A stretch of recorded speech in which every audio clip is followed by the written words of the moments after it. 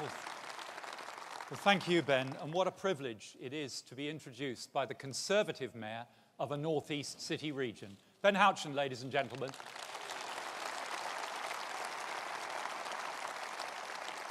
The living proof that our party is working for people in every part of Britain. And what a privilege it is to be here, in Manchester City, but all of us united. And of course, we've all stood united with Manchester in spirit in the face of adversity this year. Conference 40 years ago this week, here in the Northeast, a 16-year-old speaker from Yorkshire warned his fellow Conservative delegates about Labour's plans for an irreversible shift of power, allegedly to the people, but in reality to the state.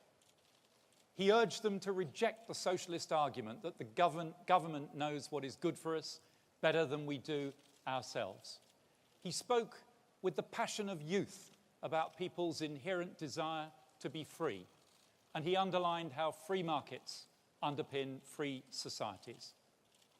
Well, ladies and gentlemen, the young William Hague was right then, and his powerful arguments still resonate down the decades, even if his hairstyle didn't quite last that long.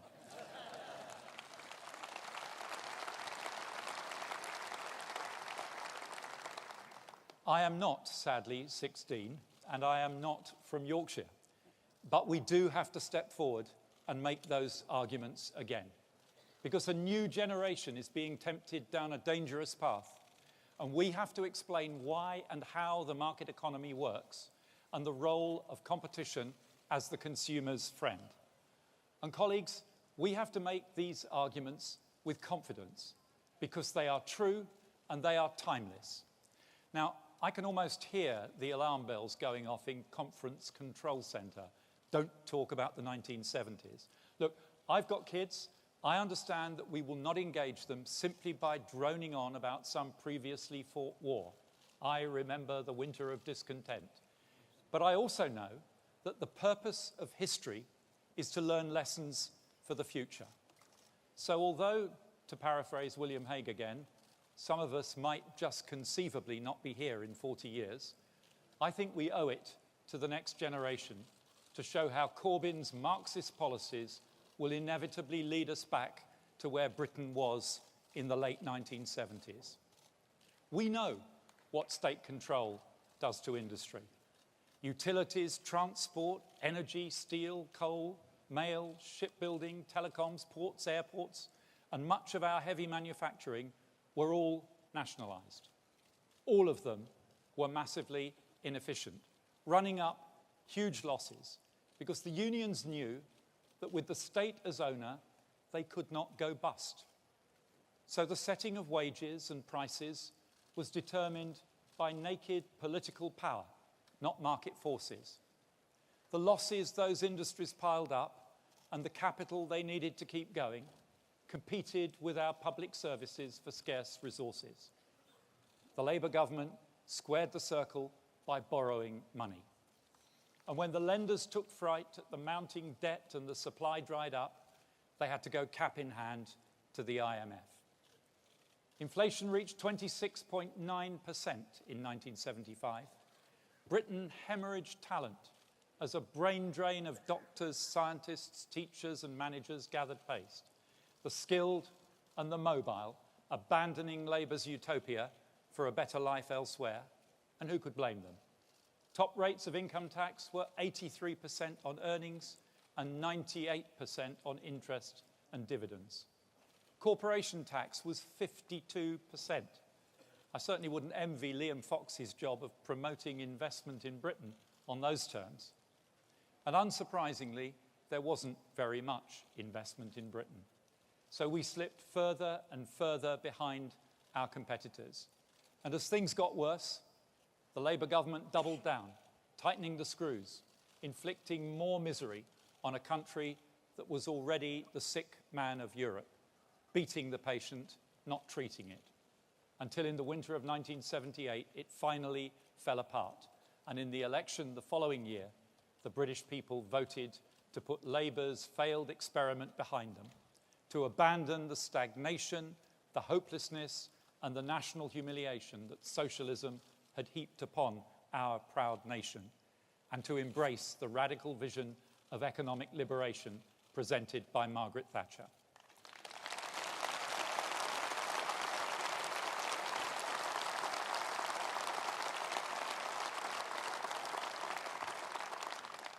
Here endeth the history lesson. That election was a turning point for our nation. By abandoning the delusion that the state could run the economy, that we could borrow our way out of every problem, by embracing the discipline of the market and taking the hard decisions to put Britain back on track to sustainable growth, we not only rescued our economy, tamed inflation, and created the conditions that led to decades of rising living standards for the British people, but we blazed a trail of ideas that ultimately liberated the people of Eastern Europe, unleashed the boom in international trade, and allowed what we used to call the less developed economies to become the emerging economic giants of today.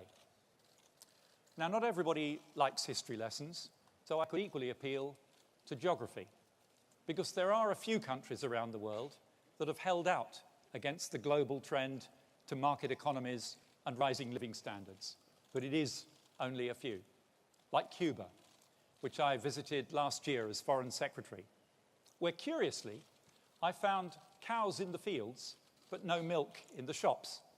And I'm sure the Cuban people are eternally grateful that the state controls the price of milk on their behalf, and presumably willing to overlook the fact that it does it so well that the farmers don't produce any. That is what socialism does to a market. Or Zimbabwe, once one of the most productive and prosperous countries on the continent, but after decades of socialism, not so much a breadbasket as a basket case. And then Venezuela, a country rich beyond imagination in natural resources, but where the economic policies of Hugo Chavez, publicly supported by Jeremy Corbyn, have so tragically impoverished the country that it can no longer feed its people. Inflation is over 1,000%, and this year the economy will shrink for the fourth year in a row. But still, Jeremy Corbyn will not say a word against it. Oh, Jeremy Corbyn. Lost your voice, have you? This, ladies and gentlemen, is my 34th consecutive Conservative Party conference. And every year, curiously enough, it's been preceded by a Labour Party conference. I've watched them all, and I can tell you there have been some shockers. Some of you, I'm sure, are connoisseurs. You've probably got your own particular favourites. I think mine is probably Neil Kinnock falling into the sea. Not so much waving as drowning. But last week at Brighton, we saw Labour in the raw, exposed for what it has sadly become. A party taken hostage by a clique of hard left extremist infiltrators, people who despise Britain's values and talk down our country, who openly proclaim their ambition to demolish our successful modern market economy and replace it with a back-to-the-future socialist fantasy, with hundreds of billions of extra debt for the next generation to pay off, wasting billions more in interest instead of funding public services, squeezing billions more in tax out of ordinary people, threatening investment, trade, jobs, and ending the hope of building a better Britain. It was a resolutely negative agenda of failed ideas, dredged up from a bygone era, threatening not only our economic progress, but our freedom as well, because economic freedom and political freedom have been inextricably linked throughout our own history and across the globe. Well, they say politics is about the clash of ideas, so we say to Corbyn, bring it on. Let them put their arguments, let them make their case. We will take them on and we will defeat them. And I promise you this.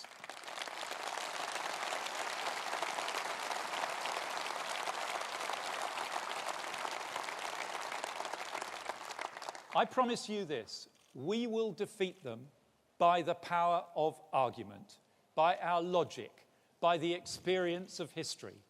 We will not resort to the politics of the mob, to the threats, the intimidation, the undertones of lawlessness that were so menacingly present last week. Nor will we be cowed by intimidation, whether it's on the streets or online.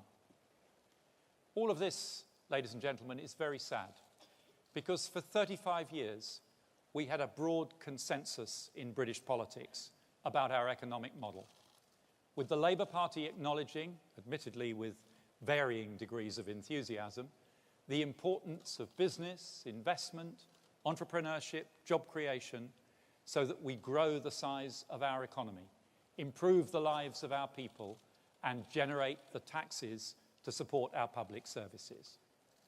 35 years in which we've seen real living standards almost double in this country. But that consensus is over. We will always do what is right for Britain. And colleagues, what is right for Britain now includes keeping Jeremy Corbyn and his clique far away from power or even a sniff of it.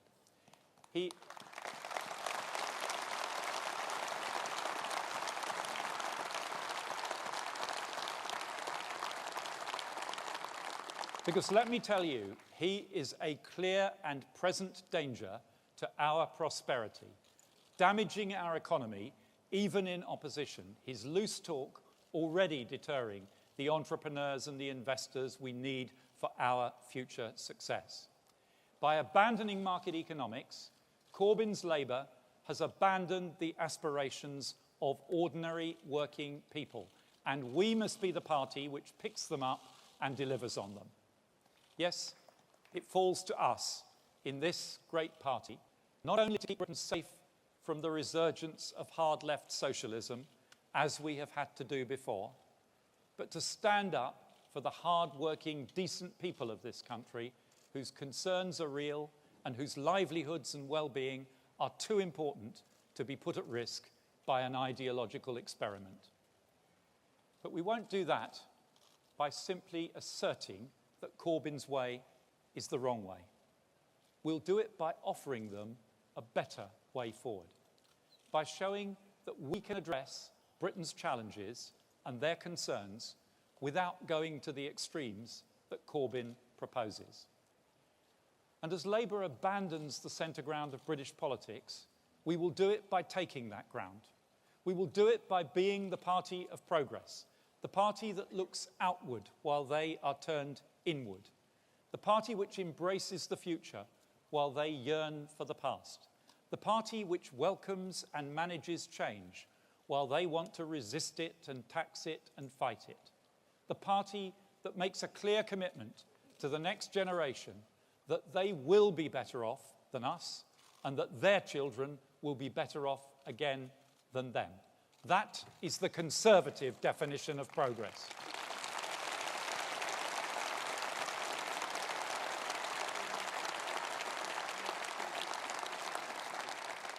And I pledge this to the next generation: a Conservative government will not let you down.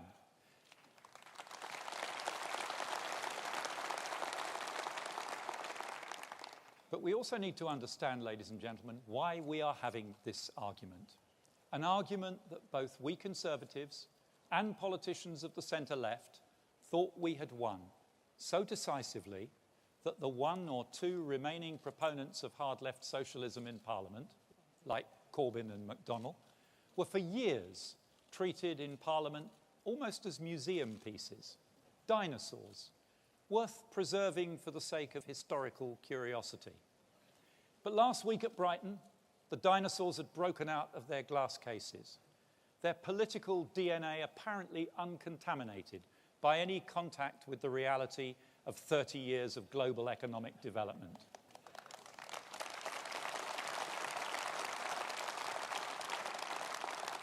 There they were, ready to wreak havoc, fighting the battles of the past, using the language of the past all over again, a sort of political version of Jurassic Park. The argument they present depends essentially on McDonnell's claim that our economy is fundamentally broken. John McDonnell, the man who gloated in the midst of the 2008 financial crisis that he'd been looking forward to it for a generation, and even urged his supporters not to waste the crisis. Now he wants to run our economy. Personally, I wouldn't trust him with a Monopoly set, not even if I could give him the boot. He does, however, have one quite remarkable achievement to his name. Ken Livingstone once sacked him for being too left-wing, and I'll tell you, that takes some doing.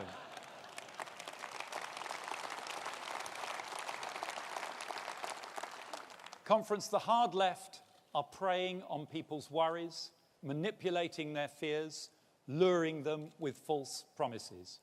It is a wicked and cynical business, offering superficially simple solutions to complex challenges.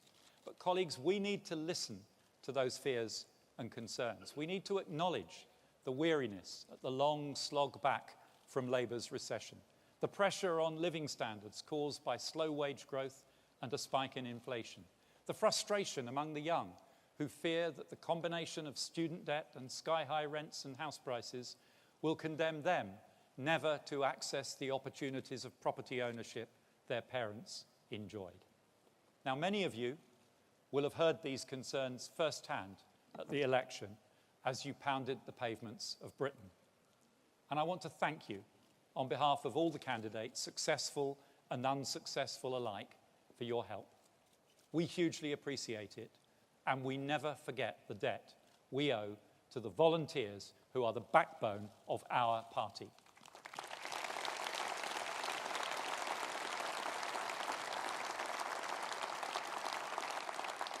And I want to thank our financial supporters as well. We need your support more than ever as the union barons mobilise their power and their wealth behind Corbyn.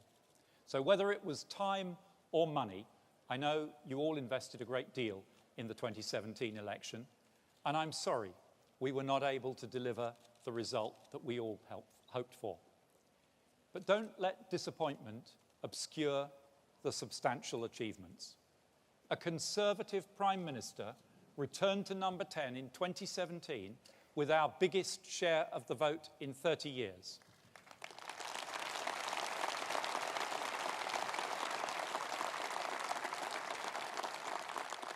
And at 43%, Theresa May has a clearer, stronger mandate in the popular vote in Britain than Angela Merkel does in Germany.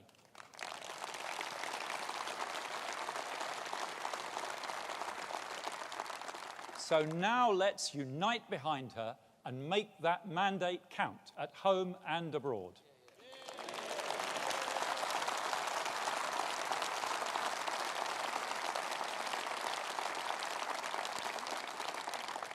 Under Ruth Davidson's dynamic leadership, we saw Scotland sending 13 Conservatives to Westminster, re-establishing an assertive Scottish Conservative voice in our UK Parliament for the first time in 2 decades. And believe me, as Chancellor, I have already found out just how assertive that voice is.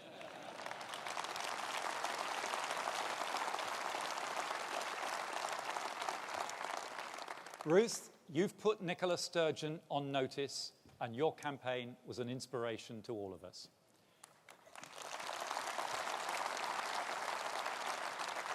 In the Midlands, we won seats such as Stoke-on-Trent South for the first time in 80 years, and in Copeland we saw Trudy Harrison cement her historic by-election victory. But still, overall, it wasn't the result we all worked for, and we lost too many valued parliamentary colleagues. And while we will dismiss Labour's solutions to them, we must never deny or dismiss the underlying concerns that the election articulated. We must listen to them and we must respond, not by embarking on reckless experiments that would put at risk all the progress of the last decades, not by swimming against the tide of history, but by working with the market economy to deliver pragmatic solutions that will make ordinary lives across Britain better. Because, Conference, our economy is not broken. It is fundamentally strong. And while no one suggests a market economy is perfect, it is the best system yet designed for making people steadily better off over time and underpinning strong and sustainable public services for everyone.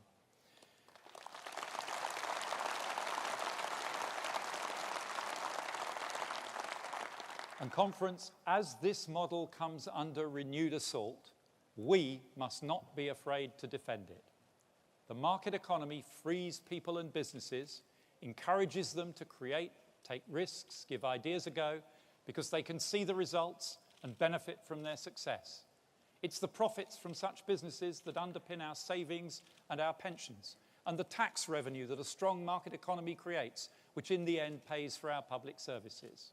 Of course there are challenges to delivering sustainably higher living standards for our people, and we need to be honest and open with the British people about those challenges and how we are tackling them. And only that way will we overcome them together. We face an immediate challenge, managing uncertainty about the outcome of our Brexit negotiations.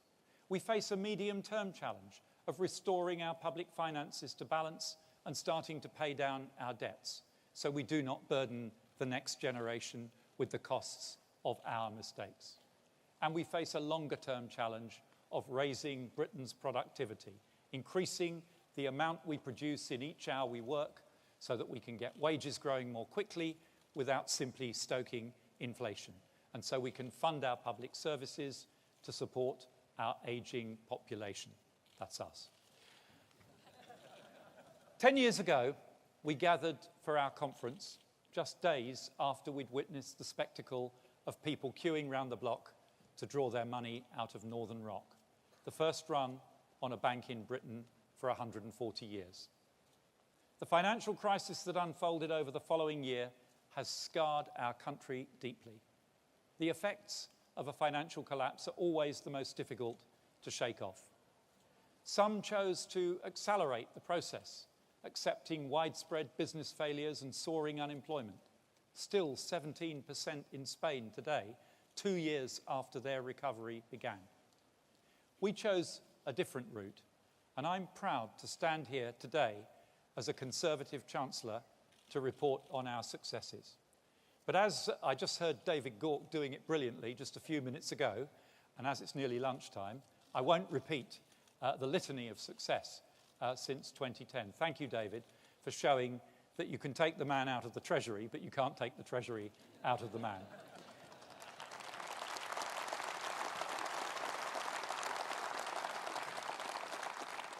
And while I'm on the subject of Treasury talent, can I ask you please to acknowledge my fantastic team at the Treasury: Liz Truss, Mel Stride, Steve Barclay and Andrew Jones, our Lord spokesman Michael Bates and George Young, our Whip Graham Stewart, and our PPS team Kwasi Kwarteng, Chris Phelp and Suella Fernandez. All of them do a great job.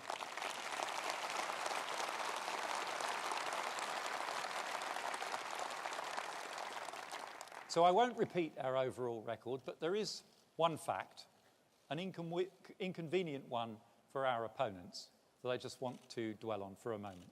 Despite the debt and the deficit we inherited, despite the challenge Britain has faced, despite the difficulties of rebuilding an economy ravaged by recession, we can be proud that under this Conservative government, income inequality in this country has fallen to its lowest level in over 3 decades.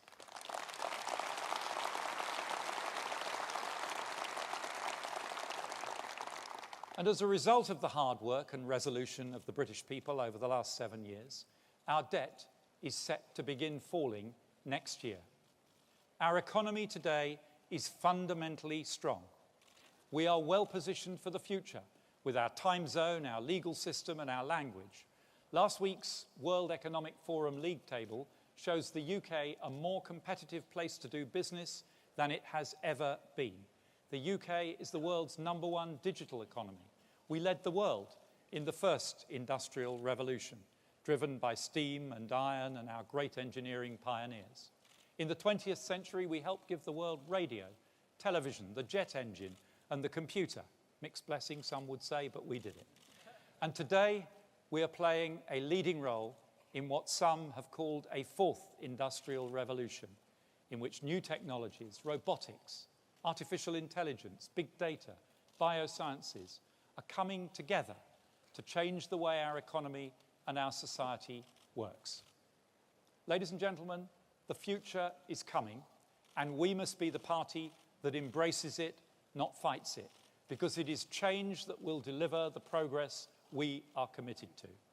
We have a phalanx of entrepreneurs and investors who've taken these breakthrough technologies from the labs of our world-leading universities to the factories and business parks of Britain, creating the jobs and the wealth and, yes, the tax revenues that will sustain the Britain of the future.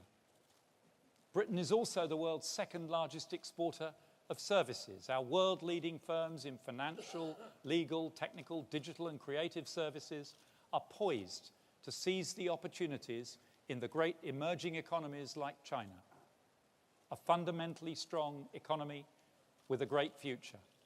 A fiscal strategy which will get our debt down and keep our global credibility up, while maintaining sufficient headroom to support our public services and invest in Britain's future. But now we need to tackle the stagnation in wages.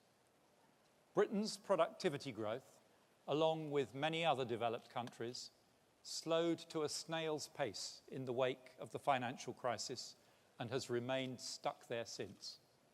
We need to get it moving, although we definitely don't need momentum.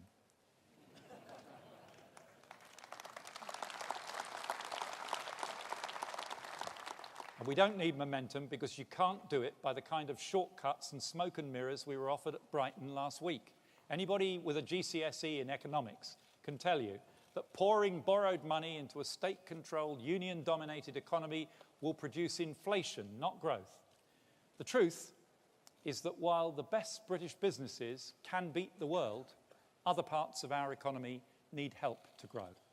In many areas of our country, in many sectors of our economy, and in many individual firms, productivity is just too low.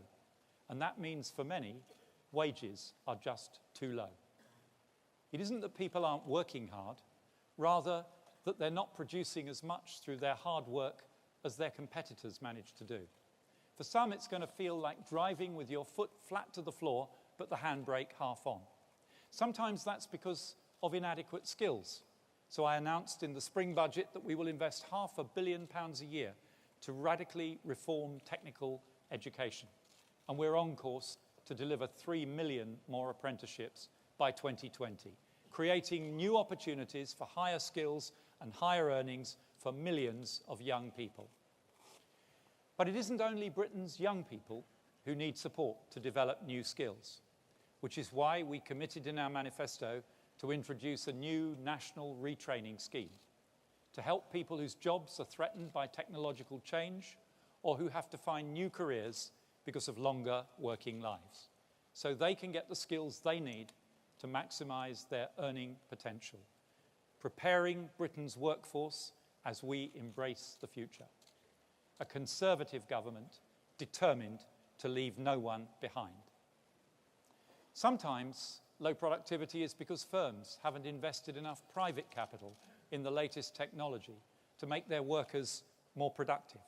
So our patient capital review will report in the autumn on ways to increase private investment in growth businesses. And sometimes it's the government that has failed to deliver the public infrastructure that businesses need to prosper. And this government accepts the challenge of stepping up infrastructure investment. That's why we created the National Productivity Investment Fund, demonstrating our commitment to fund Britain's future at the same time as dealing with our debts. An extra £23 billion is going into high-return schemes such as housing, transport, broadband and R&D, schemes that will drive Britain's productivity performance. And the industrial strategy that Greg Clark is delivering will help us to harness the power of government to spread economic growth across the length and breadth of the UK. Because ensuring our regional economies are firing on all cylinders will help to close the gap in living standards and raise our national performance. That's why we are committed as a government to the Northern Powerhouse project, to join the great cities of the North into a single connected market with a population to rival London's, and to the Midlands Engine to do the same in the Midlands conurbation. And what a great job Andy Street is doing as our Conservative Mayor of the West Midlands.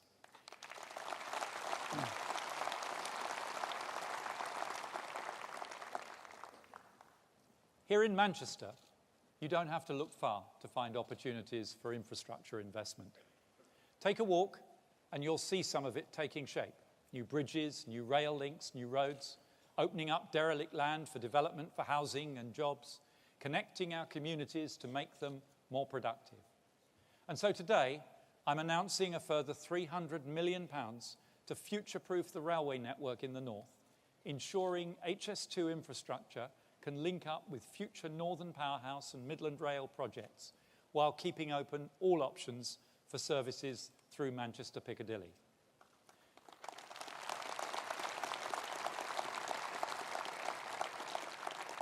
And as well as infrastructure, sustainable economic growth needs housing that is both decent and affordable, and in the places where people need to live. Housing to buy and housing to rent in the public and private sectors. We recognise that right now, despite the growth in housing starts, getting into the housing market is challenging for anyone on average earnings. And to many young people, the housing market looks rigged in favour of those already way up the ladder and against those trying to get on the bottom rung. As Conservatives, we've always supported young people and families to achieve their dreams of home ownership. Our Help to Buy ISA, launched in 2015, has helped more than 1 million people to save for their own homes. And Help to Buy equity loan has achieved much higher take-up than we expected, helping 130,000 families so far with a deposit for their own home. And this morning, the Prime Minister and I have visited 2 of them in their new home in Salford, hearing firsthand how Help to Buy made their dream of home ownership come true.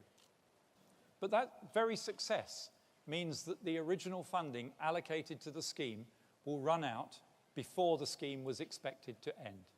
So today, I can announce an extra £10 billion in funding to provide loans under the scheme through to 2021, helping an estimated 130,000 more home buyers over the next few years.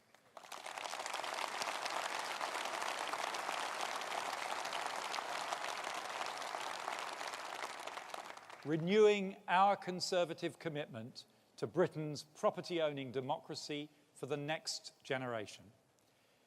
So an economy that is fundamentally strong, our deficit being tackled in a responsible way, and investment in Britain's productivity to drive up growth and wages. That is a solid basis for Britain's future. But we face an immediate challenge as we move ahead. The process of negotiating our exit from the EU has created uncertainty, so investment has slowed as business waits for clarity.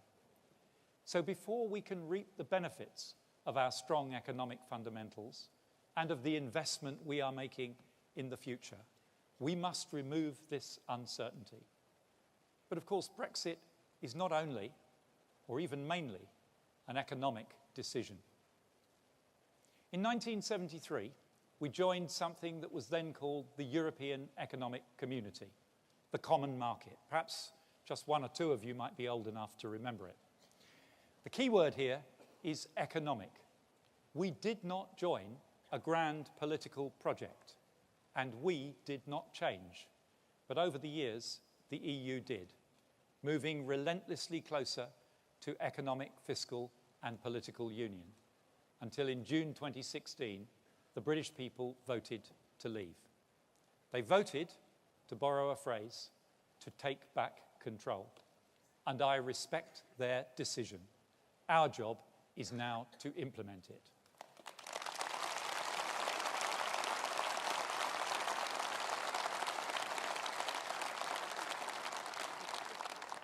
But as I've said before, they didn't vote to get poorer or to reduce trade with our closest neighbours and biggest trading partners. The British people have chosen independence over integration. And as we implement their decision, we must use that independence in our nation's best interest to protect our jobs, to strengthen our economy, and to safeguard our prosperity. We're leaving the EU, not leaving Europe. Our economic future will remain closely linked with the EU for many good reasons, but our political future will be our own. Our EU partners can go their way. We wish them well, but we will not be joining them on a voyage to ever closer union. We must resolve the short-term challenge of the uncertainty around this process by accelerating the talks and delivering a time-limited interim period of around 2 years for our businesses to adjust. Our objective is to make Britain safer, stronger, and richer. And as the Prime Minister said in Florence 10 days ago, that objective is what will guide us in our negotiations. I don't pretend to you that it will be a simple process. There are moments in history when the choice is binary, like the decision in the referendum last year. But there are other times when the challenge is more complex. Now is such a time as we pick our way carefully and cautiously across the difficult terrain of EU negotiations to ensure we arrive in good order on the fertile plains at the other side. And as we tread that terrain, we need the path well lit, the hazards well signposted, because, Conference, the future prize is great. If we get this right, Britain will have a bright future beyond Brexit. But to get to it, we must be clear-eyed about the challenges along our way. We must not downplay the difficulties nor underestimate the complexities. This will be one of the most challenging tasks ever undertaken by a peacetime government in this country. But with focus and determination and unity, we will succeed.